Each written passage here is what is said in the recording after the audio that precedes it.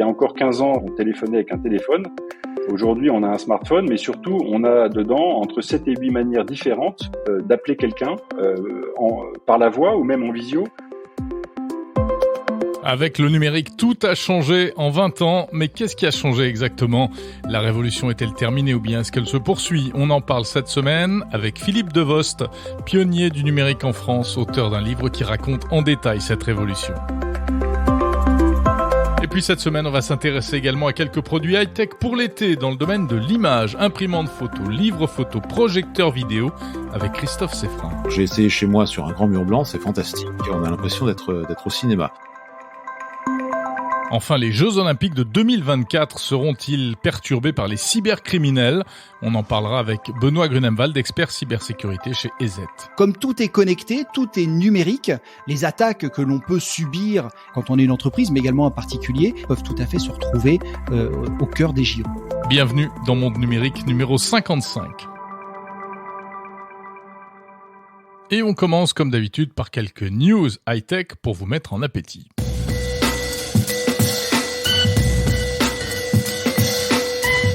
Avec cette question, est-ce que Facebook et Instagram vont cesser de fonctionner cet été en Europe ? Alors ça paraît improbable comme ça, mais pourtant c'est bien ce qui pourrait arriver si une solution n'est pas trouvée rapidement par le groupe Meta pour répondre aux injonctions européennes. Alors, quel est le problème ? Eh bien, le problème, c'est celui du transfert de données entre l'Europe et les États-Unis.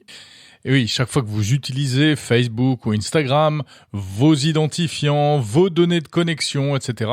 sont transférés vers le siège du groupe aux États-Unis, en Californie, puisqu'il s'agit de plateformes américaines. Là-bas, on centralise toutes ces données et on fait travailler des algorithmes, ce qui sert notamment pour les publicités ciblées. Mais en ce moment, on le sait, rien ne va plus entre les États-Unis et l'Europe sur la question des données.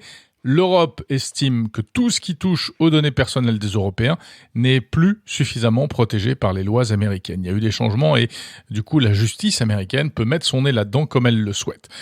Petit à petit, l'Europe est donc en train de fermer le robinet à données. Elle a déjà mis au banc Google Analytics, l'outil de Google qui sert à mesurer l'audience des sites web, qui a été déclaré quasiment hors la loi par la CNIL, la Commission nationale informatique et liberté en France. Et cette fois, c'est donc haro sur les réseaux sociaux. Et là, c'est la CNIL irlandaise qui s'en mêle et qui se fait menaçante. Et oui, puisque les GAFAM ont leur siège européen en Irlande. Selon un article récent du site Politico, la CNIL irlandaise a donc l'intention d'empêcher le groupe Meta, maison mère de Facebook et Instagram, d'envoyer ces fameuses données vers les États-Unis.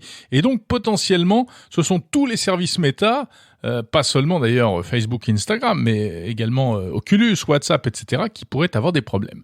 Si aucune solution technique ou juridique n'est trouvée rapidement, eh bien cette menace pourrait peut-être perturber l'utilisation de ces services dans les prochaines semaines dans les pays européens.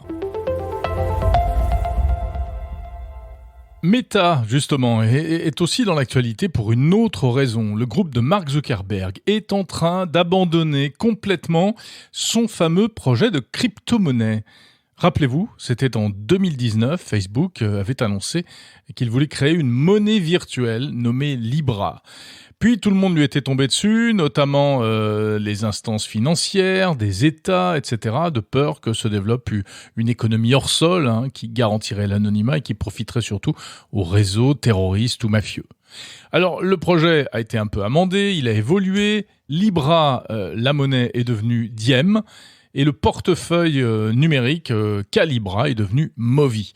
Mais malgré ces changements de nom, ça n'a pas empêché que le projet se délite petit à petit. Ses créateurs ont même quitté Facebook, qui entre-temps est devenu Meta, comme par exemple le français David Marcus.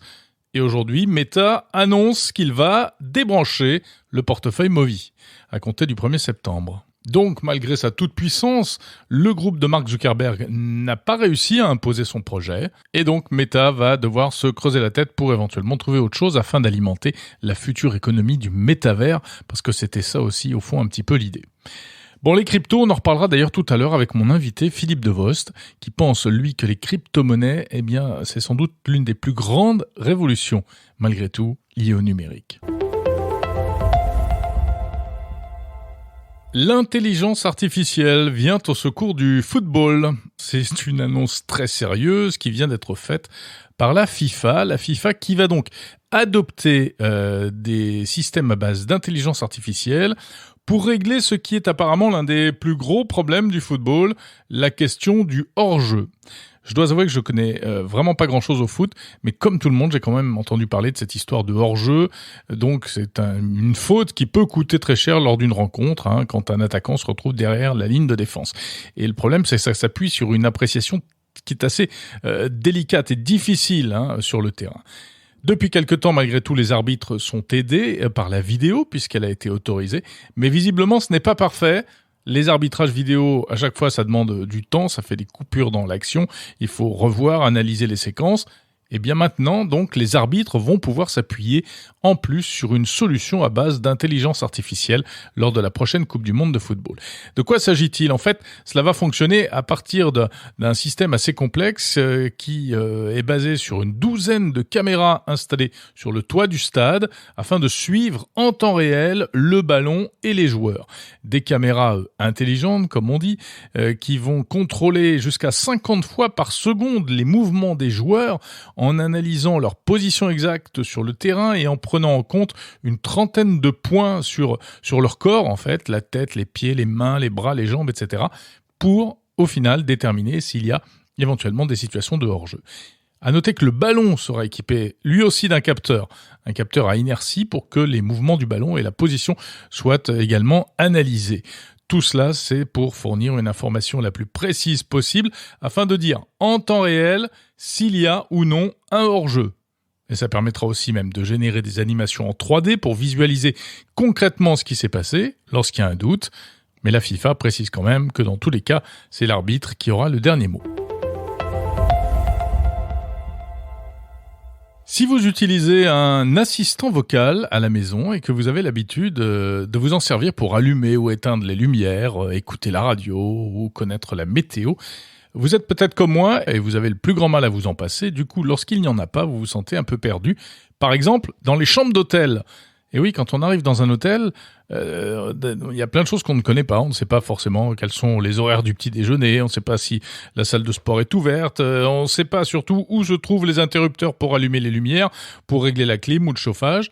Alors Amazon a pensé à tout ça et vient de lancer en France une solution qui s'appelle Alexa Smart Properties for Hospitality. En gros, en français, Alexa pour l'hôtellerie. C'est donc destiné, comme son nom l'indique, aux hôteliers. Alexa, tais-toi. Pour leur permettre d'installer des enceintes connectées dans les chambres. Des enceintes auxquelles les clients vont pouvoir s'adresser pour demander des informations précises sur l'hôtel dans lequel ils se trouvent. Comme par exemple les horaires du petit déjeuner, l'emplacement de la salle de sport, appeler le room service, demander du savon, connaître le code Wi-Fi, contacter la conciergerie, etc. Et même si l'hôtel était équipé d'appareils connectés, eh bien, ça permettra de piloter les lumières, les thermostats, les stores, la télé, etc., etc. Sans oublier, bien sûr, la musique et la radio, ainsi que les jeux, qui sont aussi assez utiles avec ces enceintes connectées. Et il y aura même, dans certains hôtels, des programmes de gymnastique ou de méditation. Alors, un hôtel, pour commencer, est équipé à Paris. Il s'agit de l'hôtel Pullman Paris Tour Eiffel. Et bien sûr, je vous vois venir, car vous allez vous dire, oh là là, un micro dans ma chambre d'hôtel. Voilà de quoi s'inquiéter. Alors, il faut noter que Amazon offre avec sa solution une palette de réglages pour que les données collectées soient uniquement des statistiques anonymes sur les usages afin de permettre de savoir par exemple si les clients utilisent plutôt l'assistant pour écouter de la musique ou pour s'informer sur les services de l'hôtel. Il est prévu également que ces données soient effacées au bout d'un certain temps. Et bien sûr, les clients peuvent choisir de ne pas utiliser ces assistants en appuyant sur le bouton qui coupe le micro. Mais le fait est que si cette initiative est plutôt séduisante quand on est adepte des assistants vocaux, eh bien, les hôteliers ont quand même intérêt à bien clarifier les choses, à être extrêmement transparents auprès de leurs clients s'ils veulent éviter des ennuis.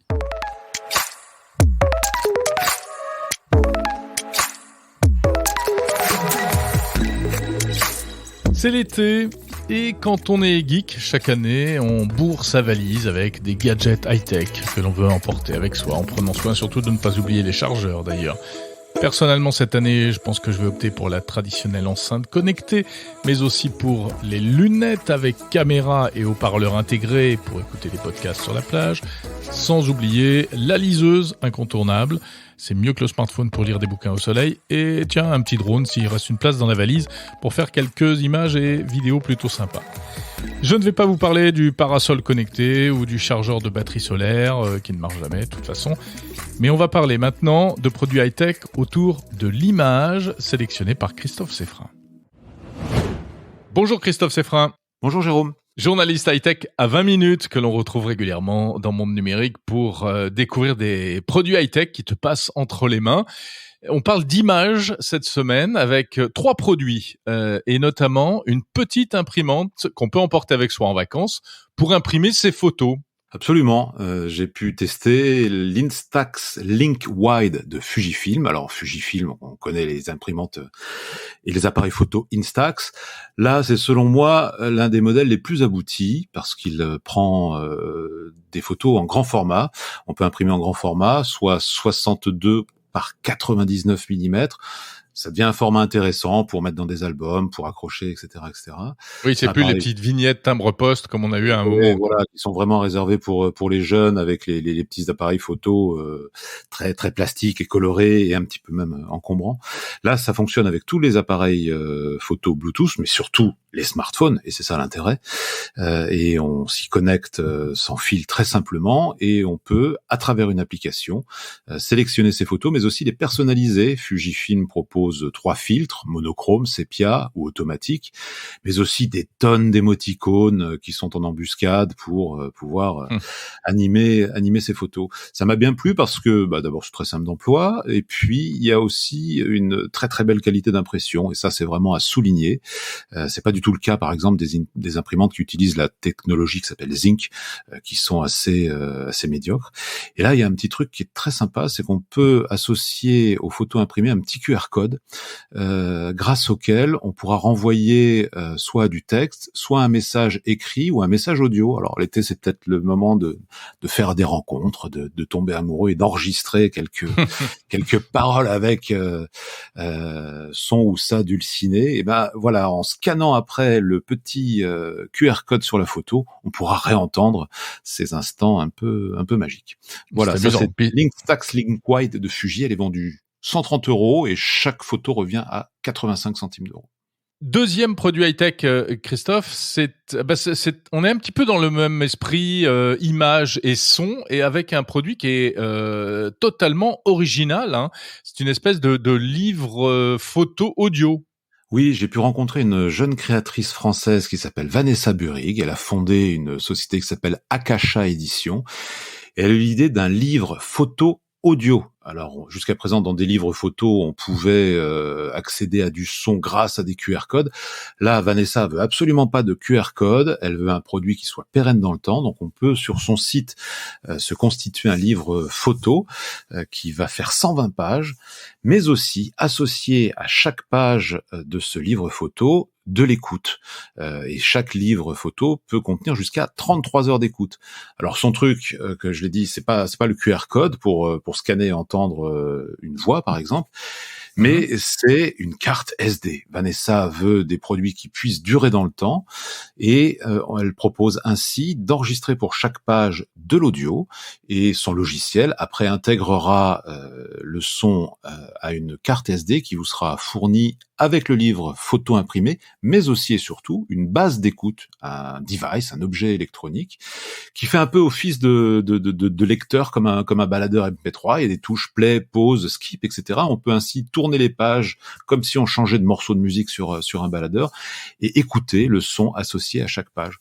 C'est un très chouette projet qui m'a beaucoup séduit. On a envie d'y croire et d'y croire avec elle. Son projet est sur Ulule pour l'instant. Elle est en phase de doublement de son financement participatif, donc ça veut dire que ça y est, la cause est entendue et le projet va avoir lieu. Ça séduit. Apparemment, elle trouve des amateurs.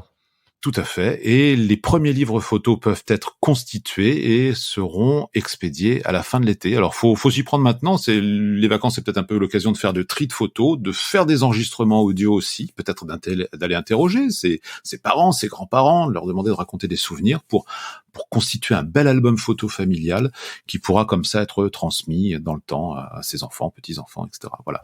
Akasha Édition, très chouette projet de livre photo audio. Pas mal ça. Et on a une idée du prix? Combien ça coûte pour fabriquer son livre photo? Voilà, alors c'est pas donné, ça coûte 199 €, le prix du livre photo imprimé de 120 pages quand même, la carte SD et la base d'écoute. Et puis après, Vanessa Burig proposera aussi de faire des livres papier sans la station d'accueil audio, sous-entendant qu'on la possède déjà. Mais là, elle n'a communique pas encore de prix pour ses futurs livres papier. Il y a même un site, je crois, qu'on peut citer, qu'on peut mentionner, c'est akasha-édition au pluriel.com. Absolument. Voilà. Troisième produit high-tech, Christophe, lié à l'image en plus, c'est un petit projecteur vidéo dont tu voulais nous parler parce que là encore, il est assez innovant. Oui, alors c'est le nouveau Screeneo de Philips. Philips qui a une gamme de petits projecteurs. On parlait de picoprojecteurs jusqu'à présent. Là, c'est une innovation. C'est le deuxième petit projecteur de Philips qui est ultra courte focale. C'est un projecteur DLP. Ultra courte focale, ça veut dire qu'il n'y a pas besoin de se reculer de 3, 4, 5 mètres pour projeter sur son mur des images. On peut placer ce projecteur juste devant un écran ou un mur blanc pour obtenir des images qui vont de 38 cm de diagonale jusqu'à 2 mètres de diagonale. Alors j'ai essayé chez moi sur un grand mur blanc, c'est fantastique. On a l'impression d'être au cinéma. Le Screeneo c'est assez lumineux. Bah justement, c'est là où j'allais en venir. Sa luminosité n'est que entre guillemets de 400 lumens. Un vrai vidéoprojecteur pour avoir une image très lumineuse, faut compter à peu près 2000 lumens. On en est loin. Ça veut dire il faudra faire le noir, la pénombre dans la pièce lorsque l'on utilisera ce projecteur qui est Full HD et HDR10. Un autre petit bémol, il y a des projecteurs sur le marché qui intègrent directement des solutions comme Chromecast de Google qui permettent d'accéder tout de suite à des plateformes d'applications. Là, par contre, il faudra soit lui ajouter une clé Chromecast ou un Fire Stick d'Amazon, par exemple, ou encore l'Apple TV d'Apple pour pouvoir le connecter directement à un système applicatif. Pour avoir des sources, en fait, des contenus à regarder. Absolument. Oui, tout à fait. D'accord. On peut streamer directement depuis son smartphone, par exemple, ou depuis un ordi? Oui, on peut le faire. Et j'ajoute aussi, là c'est un bon point, que ce projecteur a un système son autonome avec 2 enceintes de 15 watts, ce qui est quand même pas mal. Il y a un petit bruit de ventilateur, comme pour tous les projecteurs, mais le son de ce modèle est plutôt sympa. Et évidemment, on peut s'en servir pour faire du jeu vidéo. Voilà. Je voudrais juste terminer en précisant que Philips a eu la bonne idée de lancer ce projecteur sur Indiegogo, site de crowdfunding, et a levé 1,9 million d'euros, un truc de dingue, ce qui correspond à plus de 6000% de son objectif initial. C'est un projecteur qui reste actuellement très accessible sur cette plateforme, 599 €. Mais attention, lorsqu'il sera lancé dans les magasins, dans le grand public, à partir de la fin de l'été, il sera vendu 1199 €. Mais c'est plutôt insolite, comme ça, pour une grande marque comme Philips, de lancer un produit sur une plateforme de crowdfunding où on est plutôt habitué à avoir des startups inconnues au bataillon, en fait. C'est étonnant comme stratégie. Oui, mais je crois qu'ils ont bien compris le principe aussi de marketing qu'il pouvait y avoir derrière les plateformes de crowdfunding. Et ils ont réussi à faire un buzz phénoménal autour d'un produit, d'en vendre, j'imagine, quelques palettes. Et maintenant, le produit va sortir dans les magasins à la rentrée en ayant, entre guillemets, déjà fait sa pub. D'accord. Ok, très bien. Donc, petit projecteur courte focale, on le rappelle, il suffit de le mettre vraiment quasiment au pied du mur. On n'est pas obligé de l'installer au fond de la pièce pour que ça marche. Exactement, c'est assez étonnant. 38 cm de diagonale à 20 cm de distance. Et quand je parlais de 2 mètres de diagonale, c'est à 30 cm de distance. Donc, c'est vraiment sur un coin de table devant le mur de son salon. Pas mal. Screeneo U4. Eh bien, super. Merci beaucoup, Christophe Seffrin, pour ces bonnes idées de produits high-tech. Alors, c'est soit pour l'été, soit pour après l'été, peut-être. Oui, en tout cas, on pourra les garder pour s'en servir après l'été, bien évidemment. Merci beaucoup, Christophe Seffrin, journaliste high-tech à 20 minutes.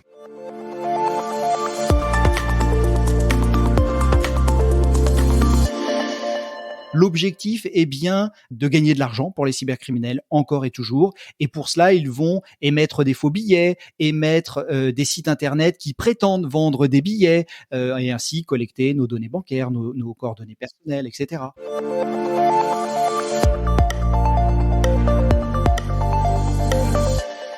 Et nous retrouvons Benoît Grunemwald. Bonjour Benoît.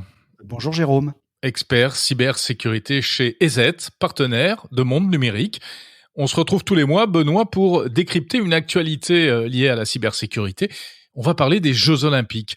Ce sera en 2024. Et d'ores et déjà, c'est un événement qui se prépare également sur le front de la cybersécurité, car on sait que les grands rendez-vous comme ça attire énormément les cyber-attaquants.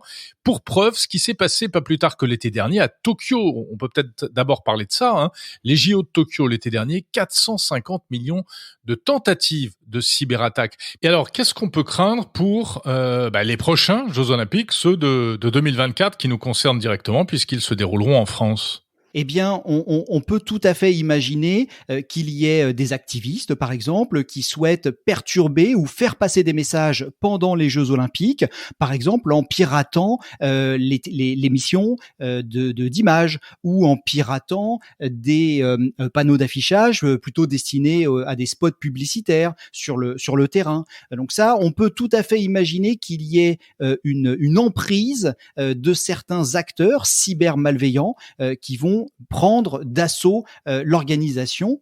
Sur les joueurs, par exemple, on a vu des portables qui peuvent être écoutés, où le micro peut être activé à distance, et on pourrait tout à fait imaginer que le téléphone portable d'un coach soit activé pendant qu'il est en train de donner sa future stratégie aux joueurs, à ses joueurs, et dans ce cas-là, ça donnerait un avantage certain à ceux qui découvrent la tactique et la stratégie avant même qu'ils ne soient sur le terrain. Oui, c'est vraiment tous azimuts en fait. On peut imaginer un très grand nombre de scénarios. Comme tout est connecté, tout est numérique.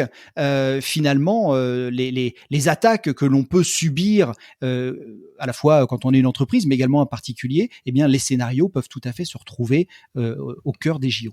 Alors vous dites imaginer parce que finalement, bon an mal an, on a l'impression qu'on arrive à peu près à faire face à ces attaques. Là, à Tokyo, on parlait de tentatives de cyberattaque, mais ça veut dire qu'il faut se mobiliser et probablement prendre le problème vraiment à la racine. Et dès le départ, ça veut dire que dès aujourd'hui, vous, professionnels de la cybersécurité, vous préparez les Jeux Olympiques de 2024 ?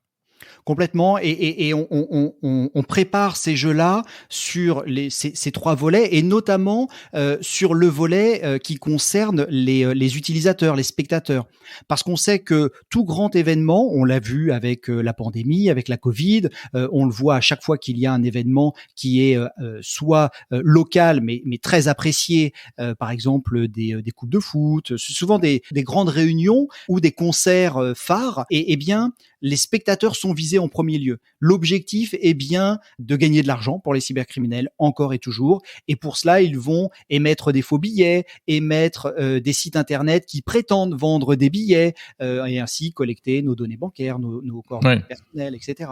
Donc, oui. On l'a vu récemment avec l'affaire du Stade de France et des fameux faux billets, même s'il n'y en avait pas autant qu'on l'a cru au début. Mais il n'empêche qu'il y avait visiblement des faux billets malgré le système de QR code, etc., etc. Complètement. D'ailleurs, parmi les défis des organisateurs, c'est de faire en sorte que l'émission des billets soit le plus fluide possible, le plus sécurisé, à la fois au moment de leur achat, mais également au moment du scan et de la vérification pour ne faire rentrer que ceux qui ont un vrai billet et surtout détecter les faux. Mais alors, comment est-ce qu'on se prépare à ça, encore une fois ? Il faut véritablement se mettre dans la tête des cyberattaquants, des cybercriminels ? Exactement, il y a une phase d'anticipation et il y a des phases de discussion, d'extrapolation. Et chez nous, ça revêt la discipline que l'on appelle Cyber Threat Intelligence et anticipation. Et dans cette Cyber Threat Intelligence, on va à la fois étudier ce qui existe, parce que malheureusement, il y a de nombreux exemples d'arnaques qui ont été menées contre des grands événements. Et on va également anticiper l'utilisation des nouvelles technologies pour se mettre à la place d'un attaquant et définir quel serait le scénario qui lui permettrait par exemple, d'émettre des faux billets. Oui, cyberthreat, donc c'est l'analyse de la menace, ce qui pourrait se passer, en fait. C'est l'analyse de la menace, la collecte d'informations et puis le travail sur à la fois un niveau stratégique, ça c'est plutôt au niveau des forces de l'ordre, un niveau tactique et un niveau opérationnel où là des acteurs comme nous allons participer à cet effort avec des éléments que l'on va collecter. Ce qu'il faut savoir, c'est que lorsqu'il y a une menace qui est en préparation, par exemple créer un faux site web qui va vendre des billets pour les JO, ça peut pas se faire en 2 secondes, ce qui veut dire que l'attaquant doit monter son site internet, le créer, se renseigner, louer. Alors bien sûr, il va louer avec des cartes bancaires frauduleuses, etc. Mais il va quand même louer un espace de stockage sur Internet. Il va peut-être acheter un certificat pour que le site web soit HTTPS. Il va également collecter des données sur les personnes qui aiment bien ou qui pourraient être des cibles potentielles et acheter ces billets-là vers lesquels il va envoyer du spam. Et en fait, tous ces prémices-là vont être collectés et vont remonter chez nous. Et nos analystes de la menace vont processer cela pour pouvoir émettre des alertes et ou anticiper. Et parfois même, on ne bouge pas en attendant que le cybercriminel aille jusqu'à se dévoiler complètement. Et alors pour cela, il faut aller espionner le darknet. C'est du renseignement et de la surveillance à part entière.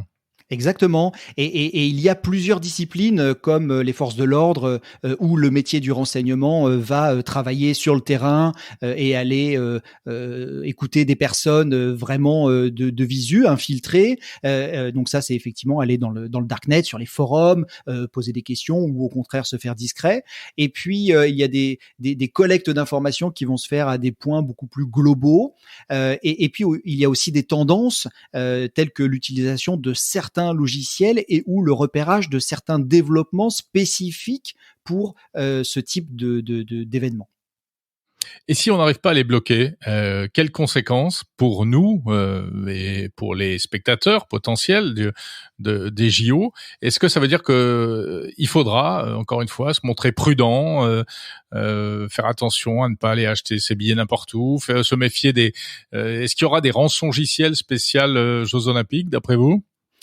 Alors, les rançongiciels sont plutôt destinés aux entreprises qui ont les capacités de payer. On s'aperçoit que les techniques sur le particulier est plutôt lié aux 7 péchés capitaux, avec l'envie, la luxure, etc. Et que effectivement, on va être très très fortement appâté pour essayer de nous emmener dans des mondes parallèles où les billets seront moins chers, où les billets seront encore disponibles même quand il n'y en a plus, où on pourra regarder en streaming et gratuitement l'intégralité de la rediffusion des JO. Et effectivement, c'est ce type alors j'allais dire pot de miel, c'est ce qu'on utilise nous en tant que défenseurs pour attirer, appâter les attaquants et leur faire croire qu'ils sont rentrés au bon endroit. Finalement, les attaquants font la même chose avec nous. Ils nous promettent monts et merveilles et on a fortement envie de cliquer et de bien souvent payer moins cher, par exemple, des billets qui seraient par exemple plus disponibles. Ouais, donc se méfier des billets à prix cassé ou des billets proposés alors que normalement il n'y en a plus, etc. Et des fausses informations, encore et toujours. Encore et toujours. Bref, vous avez du pain sur la planche. Merci Benoît Grunemwald, expert cybersécurité chez EZ.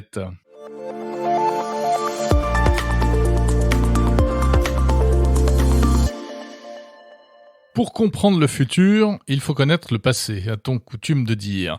Alors c'est un petit voyage dans le passé que je vais vous proposer maintenant avec mon invité, Philippe Devost.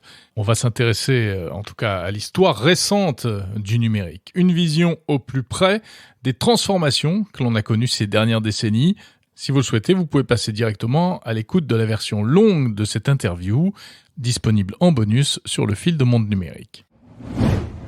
Bonjour Philippe Devost. Bonjour Jérôme.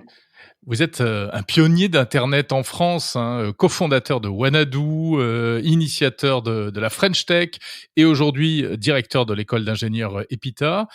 Vous signez un livre qui s'intitule « De mémoire vive, une histoire de l'aventure numérique ».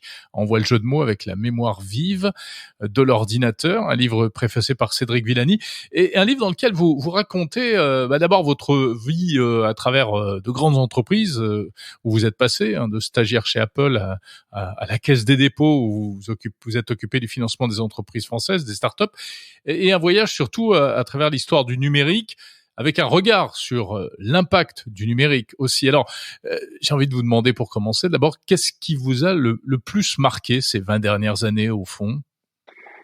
Ce qui m'a le plus marqué ces 20 dernières années, c'est probablement le fait que on a pris un retard croissant à comprendre ce qui était en train d'arriver. Internet avait déjà créé un premier effet de sidération, d'incompréhension, et puis les aventuriers s'étaient jetés à l'eau sans attendre. On a mis du temps à comprendre ensuite quelles étaient les grandes conséquences des deux bulles et pas de la bulle, puisqu'il y a eu une bulle Internet, mais tout le monde a oublié la bulle des télécoms qui s'en est suivie, notamment en Europe, avec les folles enchères sur les licences de la 3G, les regroupements d'opérateurs et les quasi-faillites d'opérateurs qui s'en sont suivis. Oui, c'est vrai. Ça a marqué tout le paysage, et y compris en France.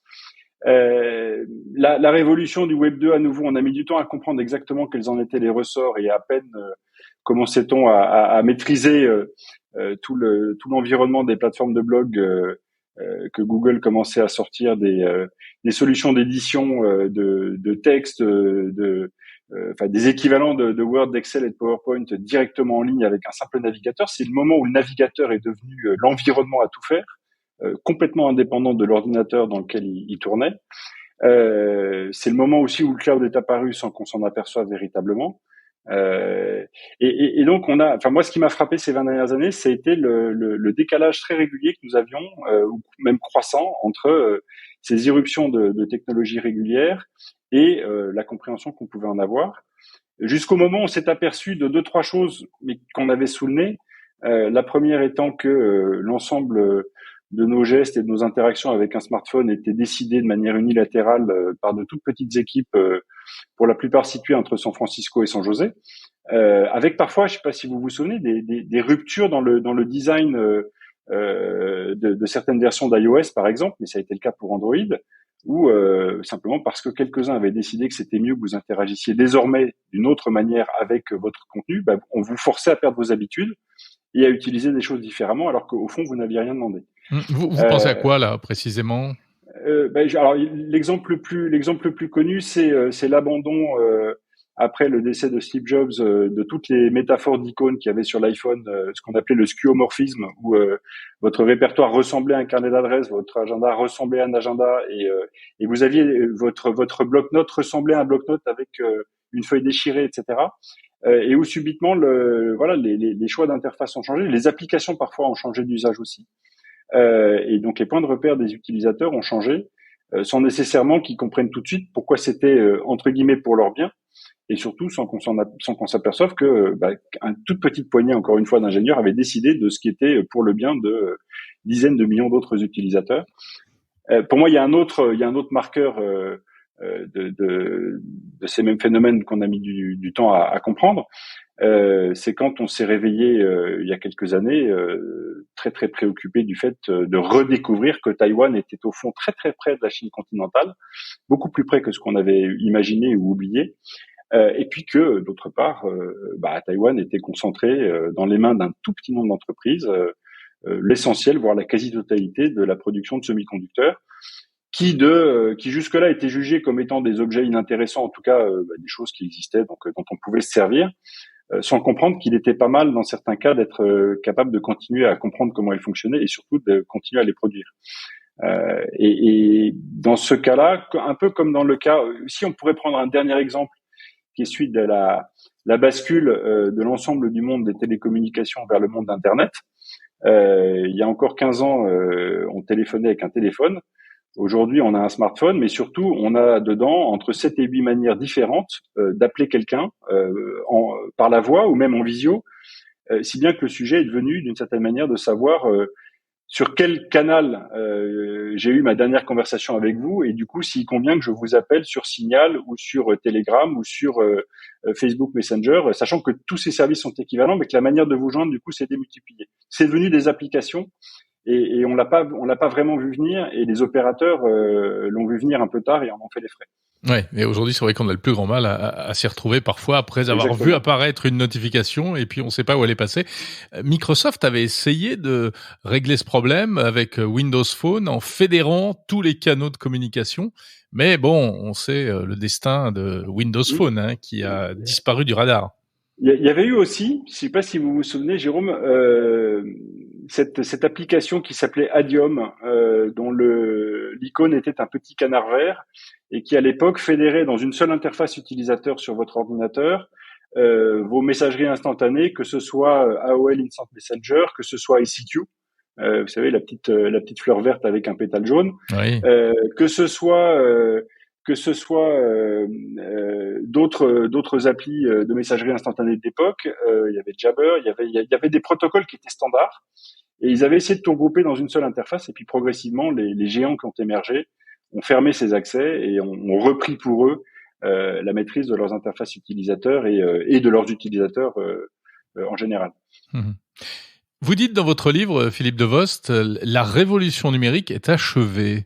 Vous êtes bien sûr de ça ? Si on parle de l'accès pour la quasi-totalité des humains à une puissance de calcul quasi infinie qui tient dans la main, les jeux sont faits, les acteurs en présence et les grandes plateformes en présence sont installées, et il est très difficile d'imaginer un déplacement de ce jeu d'acteurs ou une réouverture de ce jeu, en tout cas dans les 10 ans qui viennent. Les positions qui sont tenues sont maintenant très solides. Et donc ça, l'atteinte de cette puissance infinie dans la main de chacun, elle est derrière nous.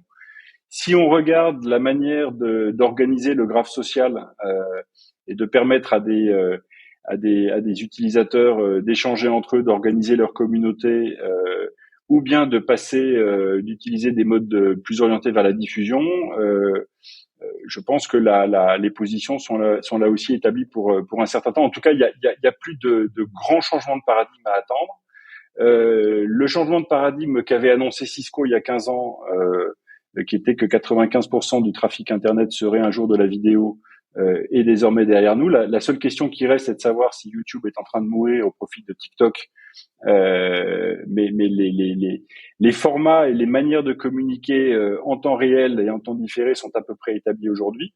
Alors il reste cette grande promesse du métaverse dont on pourra parler si vous le souhaitez, mais qui pour l'instant est encore plus un terrain vierge et un sujet d'incompréhension, on va dire ça comme ça. Mais je pense que ce qui nous a fait basculer dans la saturation des micro-moments libres dont nous disposons, et cette saturation par les notifications, là aussi est derrière nous. Donc l'espace, les territoires à conquérir ne sont plus très nombreux. Et la dernière révolution finalement qui s'est produite il y a déjà 14 ans, sous une inspiration probablement politique, c'était la révolution des crypto-monnaies. Je dis probablement politique parce que pour moi il y a une corrélation trop forte pour qu'elle soit pas causale entre la chute de Lehman Brothers et l'apparition du white paper de Nakamoto. L'utopie de Bitcoin, mais qui est une utopie activable puisque tout vous était donné pour mettre en œuvre et pour utiliser vous-même ce réseau, apparaît 3 mois après la chute de Lehman Brothers, c'est-à-dire 3 mois après le moment où culmine la défiance dans le système financier tel qu'on le connaissait, opéré par des humains tels qu'on les connaît encore et toujours. Ah donc vous faites un lien direct entre c'est la crise de 2008 donc et l'apparition du Bitcoin ? Pour moi, il y a un lien à explorer, oui. J'en suis pas totalement convaincu parce qu'il restera une part de doute. Parce qu'on n'a pas de preuves. Parce qu'on n'a pas de preuves et parce qu'on ne sait toujours pas qui est ou qui sont Satoshi Nakamoto. Il n'empêche que quand vous regardez bien et quand l'inventeur vous discutez avec supposé du Bitcoin, donc. Exactement.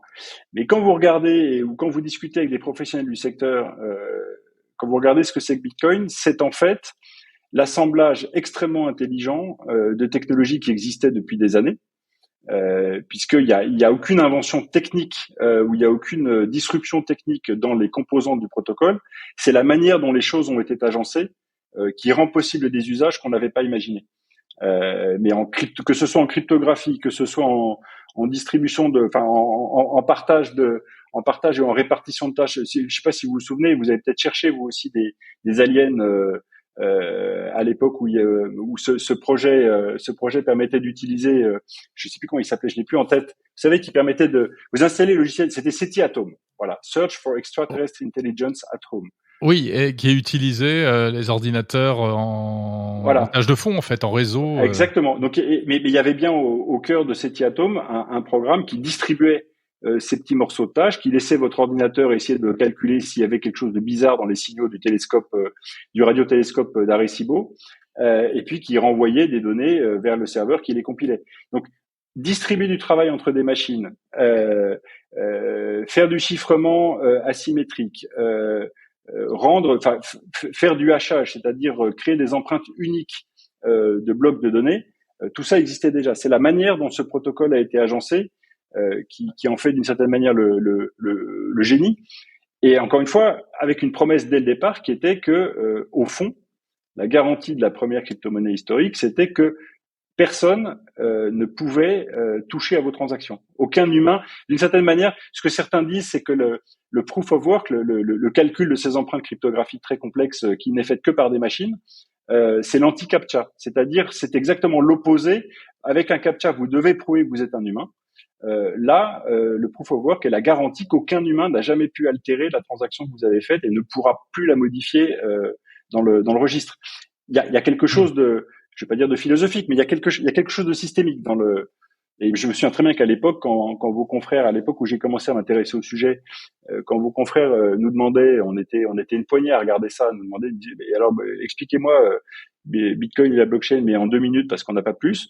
Je leur disais, écoutez, en 2 minutes, je peux rien vous dire d'autre que c'est probablement une des plus belles questions politiques du début du millénaire. Et puis, si vous avez d'autres questions, on en reparlera, mais on aura besoin de plus de temps.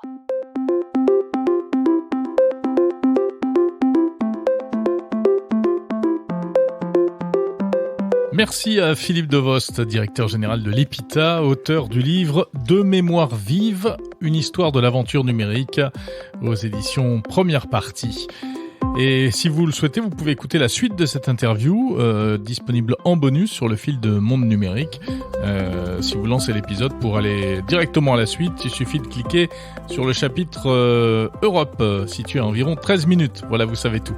Oui, parce qu'on y parle de l'Europe et on parle de la formation au métier d'ingénieur du numérique également, sans oublier bien sûr l'incontournable métavers. C'est la fin de cet épisode de Monde Numérique. Merci de l'avoir écouté jusqu'au bout. Merci à Élise et à Emmanuel V notamment qui m'ont envoyé des messages cette semaine. C'est très sympa. Continuez. Continuez aussi à écouter Monde Numérique. Abonnez-vous à ce podcast si ce n'est pas encore fait. Envoyez le lien à vos amis pour leur faire connaître également. Je vous retrouverai la semaine prochaine pour le dernier épisode de la saison avant de passer à une formule été. Une petite surprise que je suis en train de vous concocter. Je ne vous en dis pas plus pour l'instant. Je vous salue. À samedi prochain.